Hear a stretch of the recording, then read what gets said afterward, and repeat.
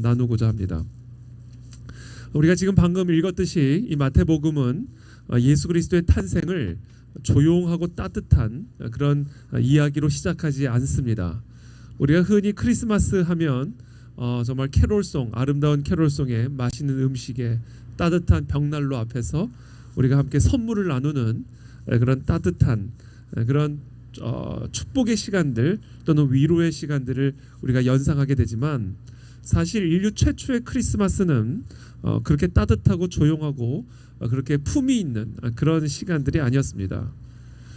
헤롯 왕과 온 예루살렘이 듣고 아기 예수의 탄생 소식을 듣고 뭐했다? 기뻐했다가 아닙니다.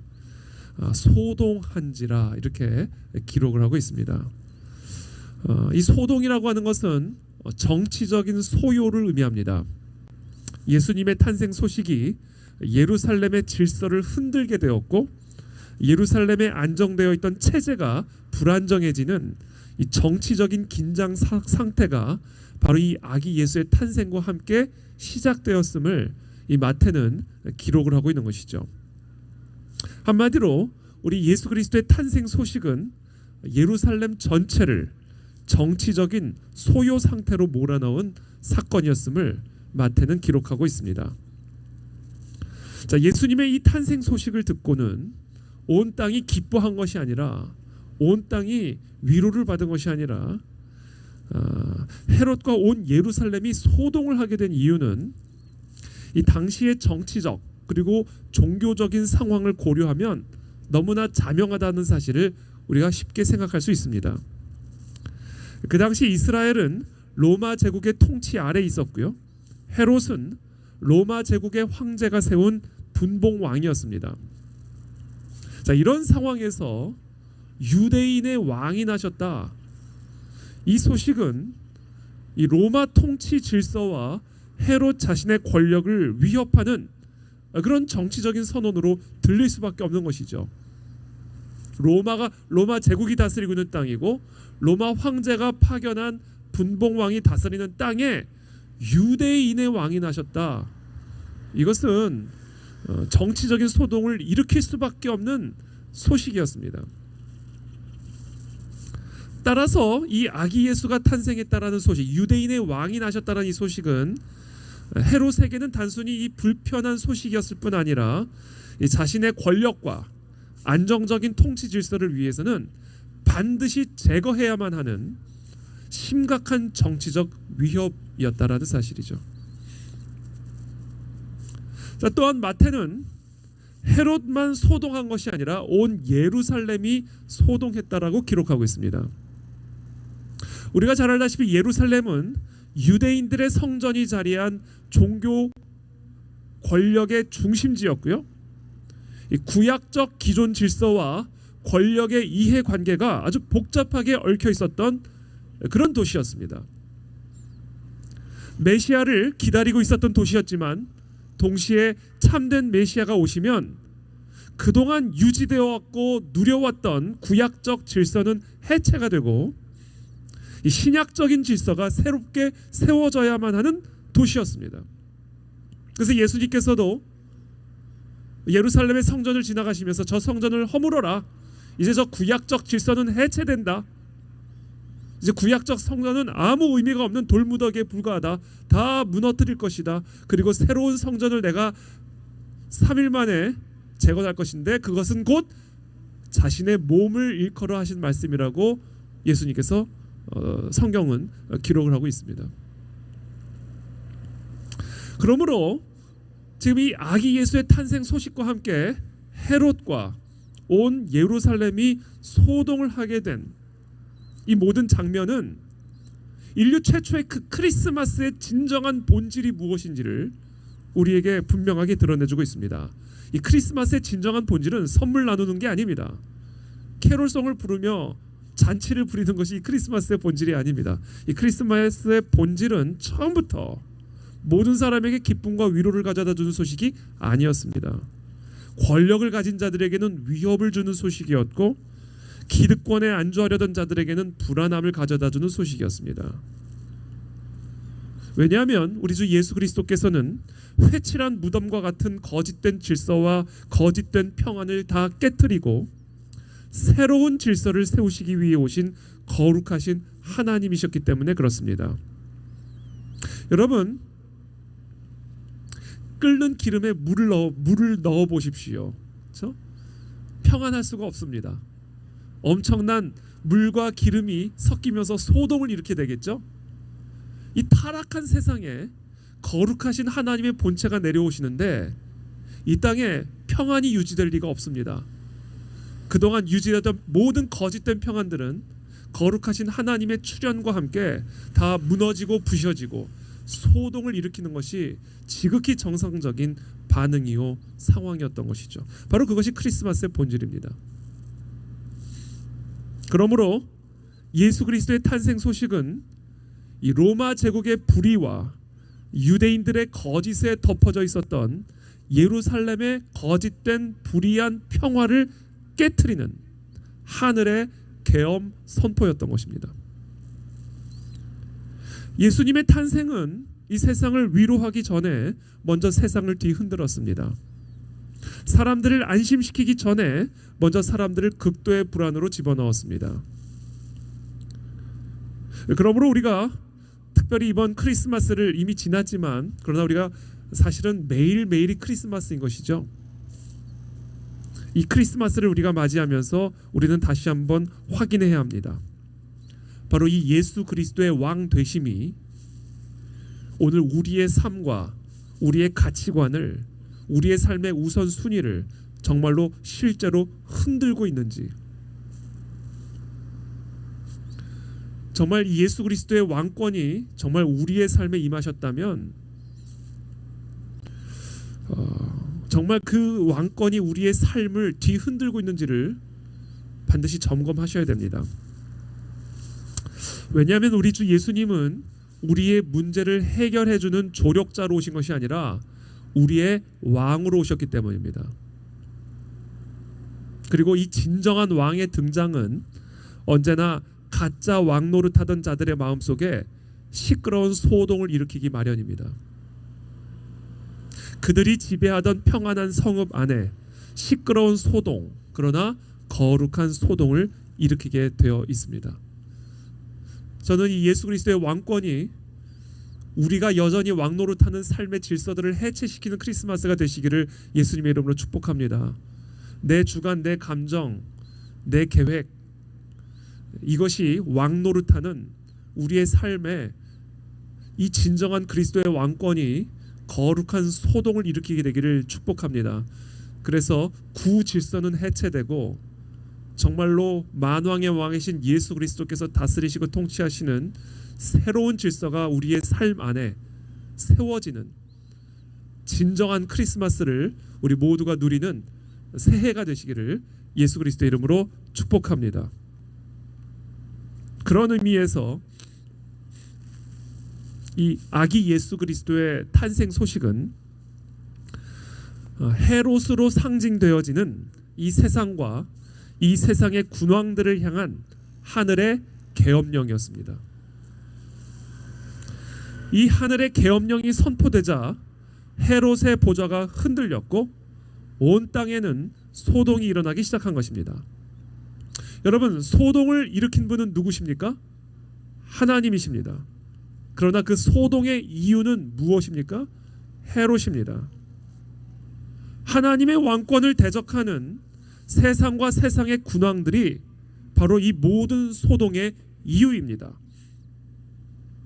그러나 이 거짓된 평화와 거짓되고 불의한 질서로 자신의 권력을 유지하려는 이 어둠의 세력들은 이 모든 소동의 책임을 언제나 소동을 일으킨 자에게 돌립니다. 자기 자신이 바로 이 모든 소동의 이유임에도 불구하고 어둠에 이미 삼켜져 있는 자들은 소동을 일으킨 자에게 모든 책임을 전가해 버림으로써 자신도 모르게 그 어둠의 세력들의 한편에 서게 됩니다. 여러분, 도둑놈이 들어간 집이 있다면 경찰이 순순히 열어주지 않은 대문을 부수고 들어가야죠. 현관문을 다 부수고 들어가야죠. 문을 걸어 잠갔다면 문고리를 다 부셔서라도 그 도둑놈이 들어가 있는 그 집 안으로 들어가서 그 도둑놈을 내와야죠. 이 모든 소동을 일으킨 자는 누굽니까? 경찰이죠. 그러나 그 소동의 이유는 무엇입니까? 그 집 안에 들어간 도둑놈이죠. 근데 이 도둑놈은 자신이 지배하는 이 집 안에서 이 거짓된 질서와 거짓된 평안을 유지하기 위해서 소동을 일으킨 자에게 모든 소동의 책임을 전감으로써 이 모든 소동의 진짜 이유를 완벽하게 은폐시키는 것, 이것이 바로 헤롯이 이 땅에서 하고 있는 짓입니다. 이 헤롯의 입장에서 결국 이 모든 소동을 잠재울 수 있는 길은 하나입니다. 소동의 이유를 더욱 철저하게 감추고 소동을 일으킨 자를 더욱 철저하게 제거하는 겁니다. 소동의 주범으로 몰아서, 평안을 깬 주범으로 몰아서 내란의 이유가 되는 자가 내란을 일으킨 자를, 내란도 아니지만 내란을 일으킨 자를 처벌하는 것이죠. 내란 범으로 몰아버리는 거죠. 진정한 내란 범은 자기 자신임에도 불구하고 결국 헤롯은 베들레헴 지경 안에서 2살 아래로 난 모든 남자아이들을 다 죽이라는 학살 명령을 내립니다. 여러분, 이것이 이 크리스마스 때 일어난 일의 본질입니다. 모든 소동의 이유가 되는 범인이 소동을 일으킨 자를 소동을 일으킨 범인으로 몰아서 죽이고자 했던 것. 소동의 이유는 철저하게 거짓된 평안 속에 감추어 버리고 이 소동의 이유를 제거하기 위해서 소동을 일으킨 자를 철저하게 죽이려고 했던, 바로 이것이 크리스마스에 소동이 일어난 이유고 그것이 진짜 크리스마스에 일어난 일이에요. 그리고 이 크리스마스에 일어난 이 모든 사건은 이 인류의 역사 속에서 사단 마귀가 지배하는 이 세상 속에 소동을 일으키면서 이 땅에 내려오신 하나님의 아들이 궁극적으로 이루고 계시고 이루고자 하셨던 이 모든 사건을 이해할 수 있는 그림을 제공합니다. 이것이 이 세상에서 일어나는 모든 소동을 분별할 수 있는, 영적으로 분별할 수 있는 틀이 됩니다.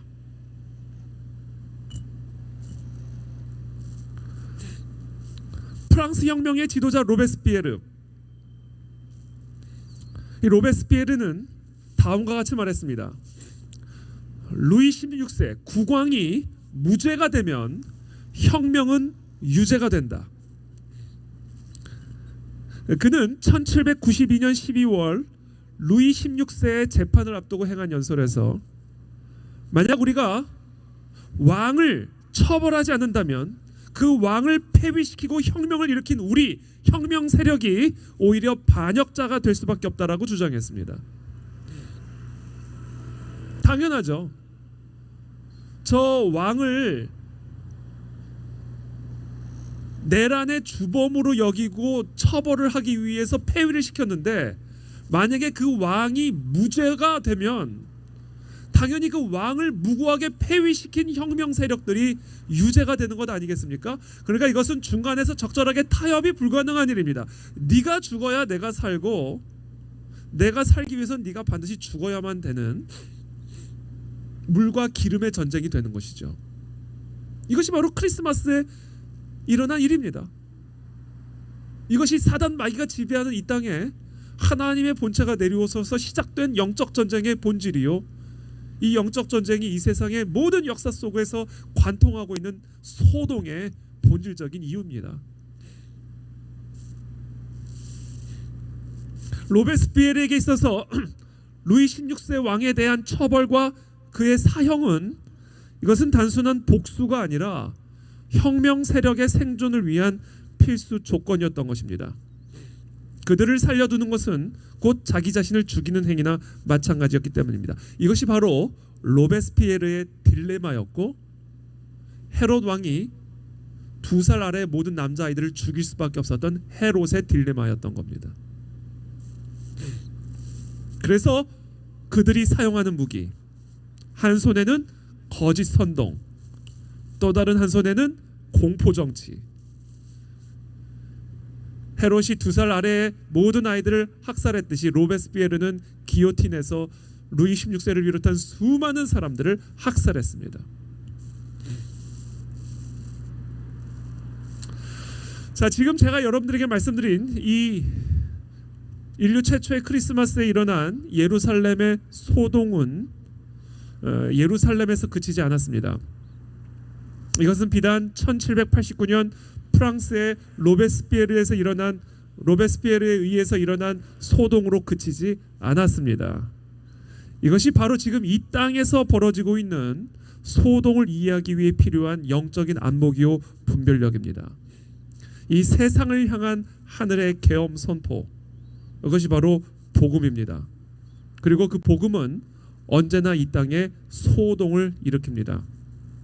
그러나 이 소동의 책임은 복음에 있는 것이 아니라 하나님을 대적하는 이 세상에 있는 것입니다. 비록 이 소동을 일으킨 분은 하나님이시지만, 그러나 이 소동의 이유는 이 세상에서 왕노릇하는 사단 마귀의 거짓된 평안과 거짓된 질서에 있는 것입니다. 그렇기 때문에 당장은 불편하지만 이 소동을 우리는 반드시 극복해야만 하는 소동인 것입니다. 당장은 불안정하지만 이 소동은 새로운 질서를 세우기 위해 우리가 반드시 감수하고 통과해야만 하는 거룩한 소동인 것입니다. 바로 이 소동이 지금 이 대한민국 안에서 벌어지고 있는 소동의 핵심이요, 미국을 중심으로 한 전 세계 안에서 벌어지고 있는 소동의 본질입니다.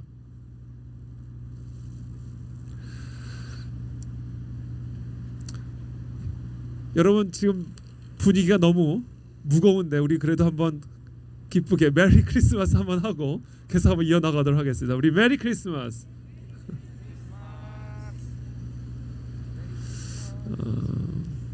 이 메리 크리스마스라는 것은 우리가 잘 알다시피 예수 그리스도를 예배하라라는 얘기죠. 기쁘게 예수 그리스도를 예배하라.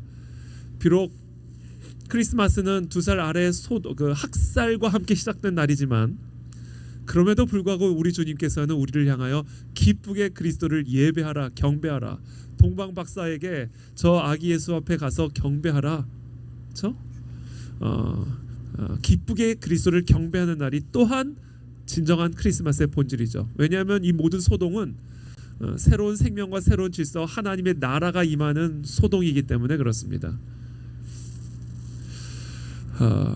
그런데 언제부턴가 이 메리 크리스마스라는 이 인사말이 이 해피 홀러데이로 대체가 되기 시작했고, 여러분들도 다 아시겠지만 길거리에는 크리스마스를 축하하고 기뻐하는 캐롤이나 장식들의 모습이 사실상 다 사라져버리고 말았습니다. 오늘날 이 메리 크리스마스는 단순한 인사말이 아니라 소동을 일으키는 인사말이 됐습니다. 종교 다원주의, 문화 다원주의, 상대주의 세상 속에서 이 12월 25일의 이 절기를 왜 예수 그리스도를 예배하라라고 인사를 해야 되느냐? 그거는 너무나 기독교 편향적인 그런 사고방식이다. 무슬림에게는 혐오 발언이 된다. 불교 신자들에게는 혐오 발언이 된다. 그래서 이 메리 크리스마스라는 단어 자체가 소동을 일으키는 단어가 돼버렸습니다. 그래서 그 소동을 잠재우게 하기 위해서 메리 크리스마스라는 단어를 마치 금기어처럼, 뭐 법적으로 금지하고 있는 것은 아니지만 문화적인 금기어처럼 사실상 여기는 문화들이 팽배해져가기 시작했습니다. 그래서 사람들은 이것을 크리스마스 전쟁이라고도 부릅니다. 크리스마스 전쟁. 사단은 정치, 경제, 문화, 교육, 법, 예술, 공공정책 전반에서 예수 그리스도 없는 크리스마스, 예수 그리스도 없는 세상을 만들기 위해서 지금 치밀하게 일하고 있습니다.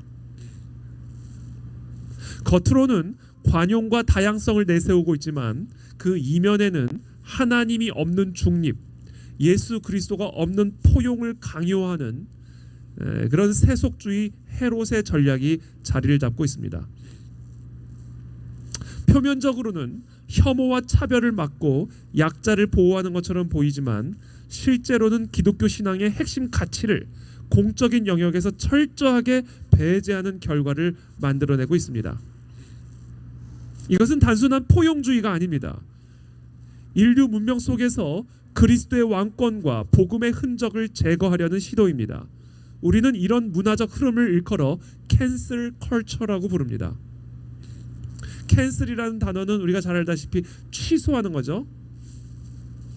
이 기독교의 뿌리를 둔, 성경적 세계관의 뿌리를 둔 이 문명에 이 기독교적 세계관을 다시 뿌리 뽑아버림으로써 다 기독교 중심적인 그런 문화의 질서들을 캔슬시킨다라는 거예요. 그래서 크리스마스라는 단어도 캔슬, 이제는 해피 홀러데이로 대체시키는 겁니다. 결혼, 성경적인 결혼관도 다 캔슬, 이제는 새로운 결혼관을 세우겠다라는 겁니다. 성의 질서, 이것도 기독교적인 성윤리 다 캔슬하고 새로운 성윤리를 세우겠다라는 겁니다. 지금 그런 세상을 만들어가는 평안한 세상 속에 메리 크리스마스라는 단어, 예수 그리스도 외에는 구원을 얻을 길이 다른 길이 없다라는 그런 선포, 이건 다 소동을 일으키는 혐오 발언이다라는 거예요. 이게 지금 우리가 매일마다 마주하고 있는 크리스마스 전쟁입니다.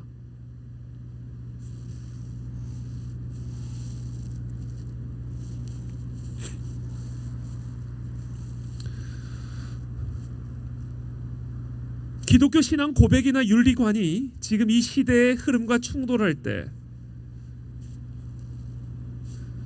소동이 일어나게 되고, 그 소동의 이유는 이 타락한 이 세상의 질서임에도 불구하고 소동을 일으키는 우리들에게 차별주의자라는 낙인을 찍고 극우라는 낙인을 찍어서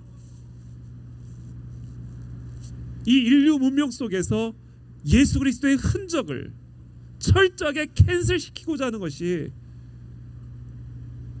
지금 이 시대 가운데도 반복되고 있는 크리스마스 전쟁의 핵심입니다.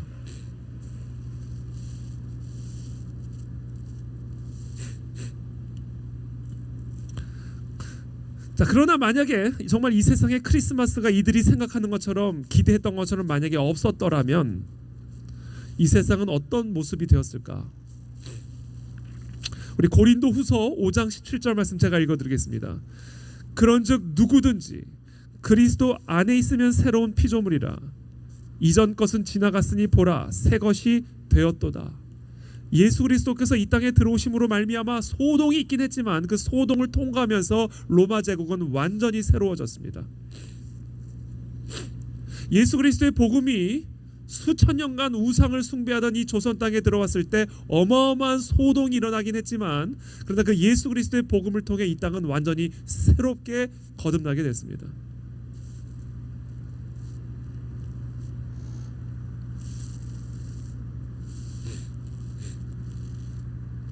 그러나 오늘 교회가 잠들어 있는 사이, 교회가 이 크리스마스의 전쟁을 감당하는 하나님의 군대가 아니라 크리스마스 전쟁 한복판에서 그냥 이쁘게 맛있는 거 먹으면서 크리스마스 파티를 벌이고 있을 때 우리도 모르는 사이에 이 땅의 문명은 로마의 그 야만적인 문명으로 회귀해가는 심각한 문명사적 위기를 우리가 직면하고 있는 겁니다.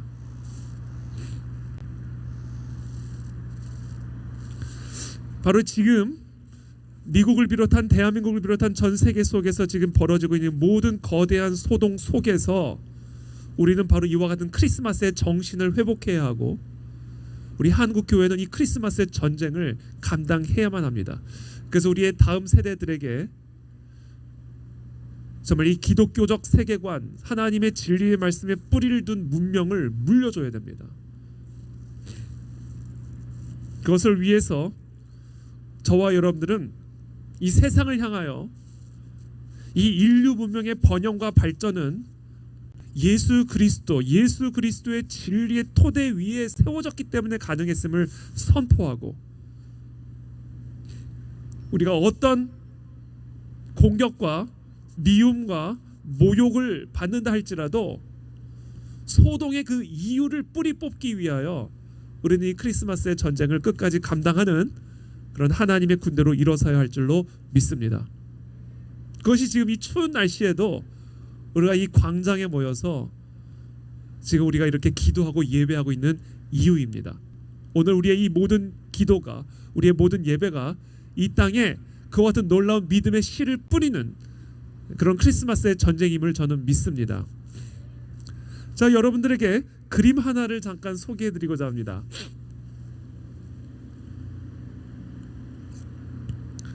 그림이 나오나요? 네. 이 그림은 프랑스의 사실주의 화가죠. 19세기에 프랑스와 밀레의 씨 뿌리는 사람이라는 그림입니다. 미국 보스턴의 미술관에 전시되어 있는 그런 그림인데 제가 참 너무 사랑하는 그림입니다. 여러분, 이 그림을 우리 다음 슬라이드 보시면 조금 더 자세하게 이 그림을 볼 수가 있는데, 이 그림을 여러분들이 자세히 보시면 노을이 서서히 기울어서 황혼이 아주 깊어지는 그런 시간에 한 농부가 앞으로 힘차게 걸으면서 씨를 뿌리고 있습니다. 사라져가는 빛과 다가오는 어둠 사이 그의 손끝은 마치 내일의 생명을 어루만지듯 쉼없이 움직입니다. 땅은 매우 거칠고 바람은 지금처럼 매우 싸늘했지만 농부의 이 걸음은 흔들림이 없습니다. 삶의 무거운 무게가 비록 그의 어깨를 굽게 만들었을지라도 이 농부의 굽은 어깨는 끝끝내 희망의 무게를 내려놓지 않고 힘차게 이 대지를 향하여 씨를 뿌리고 있습니다. 이 그림 속의 농부는 거친 대지 위에 홀로 서 있지만 그의 존재는 결코 작아 보이지 않습니다. 실제로 이 그림의 크기는 40호 정도의 사이즈의 큰 그림, 마치 전쟁의 영웅을 그린 것처럼 밀레는 큰 화폭에 이 농부를 그려놓았습니다. 푸르스름한 어둠이 세상을 덮어오는 순간에도 그는 자신 앞에 펼쳐진 황무지를 전혀 두려워하지 않습니다. 그의 왼손은 곡식 주머니를 단단하게 붙들고 있고 오른손은 크게 휘둘러 리듬 있는 곡선을 그리며 씨를 뿌리고 있습니다. 그 곡선 하나하나에는 어둠을 향한 항거, 다음 계절을 향한 농부의 믿음이 실려 있는 것 같습니다. 세상이 어두움으로 기울어가는 바로 그 시간, 그는 절망하거나 좌절하지 않고 오히려 생명의 씨를 뿌리고 있습니다. 희망이 사라지는 순간에 희망을 던지고 있고, 저 보이지 않는 내일을 향하여 조용히 그러나 힘있게 손을 뻗으며 씨를 뿌리고 있는 저 농부의 모습, 이 그림에 나타난 저 농부는 오늘 저와 여러분들 모두에게 속삭이고 있는 것처럼 제 귓가에는 들립니다. 빛이 약해질수록 씨 뿌리는 자의 손은 더욱 강해져야 된다. 이 밀레가 살던 19세기 프랑스는 로베스피에르가 이끌었던 프랑스 혁명의 그림자에서 아직 완전하게 벗어나지 못한 극도의 혼돈과 혼란의 시대였습니다. 프랑스 혁명은 수많은 사람들의 피의 숙청과 함께 수세기 동안 유럽 문명의 토대를 이루어온 기독교적 세계관과 전통적인 가치를 급속하게 파괴시켰습니다. 도덕의 기둥이 흔들리고 공동체의 질서가 해체되며 문명 전체가 깊은 혼란 속으로 가라앉고 있었습니다.